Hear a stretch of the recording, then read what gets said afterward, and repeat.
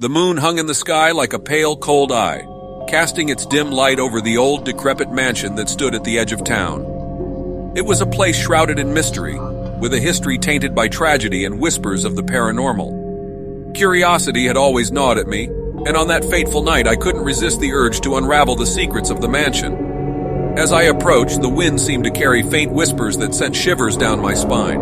The overgrown vines that crawled up the walls seemed to writhe in the darkness, as if trying to warn me of the impending doom. The front door creaked open with a bone-chilling groan, as if inviting me into its abyss. Inside, the air was thick with an unsettling stillness. The soft glow of my flashlight revealed faded wallpaper peeling away like old scars, and dusty furniture draped in white sheets like ghostly figures frozen in time. My footsteps echoed through the corridor, each sound magnified in the silence. The whispers grew louder as I ventured deeper into the mansion, weaving around corners and pushing open doors that seemed to protest my intrusion. A painting on the wall caught my attention, a family portrait. The eyes of the subjects seemed to follow me, their expressions twisted into eerie smiles. I reached a grand hall with a spiraling staircase that disappeared into darkness. The whispers converged here, forming a symphony of hushed voices that seemed to come from all directions. My heart raced as I ascended the staircase, the steps creaking beneath my weight. At the top, a long corridor stretched out before me, lined with doors on either side. The whispers were a cacophony now, an unintelligible chorus that seemed to seep through the very walls. I pressed my hands to my ears in an attempt to drown them out, but it was as if the voices were within my mind. One door at the end of the corridor stood ajar and a faint light flickered from within. As I approached, the whispers began to take shape, forming words that chilled me to the bone. "Leave, before it's too late," they hissed, a chorus of warning that sent a cold sweat down my back. Against my better judgment, I pushed the door open.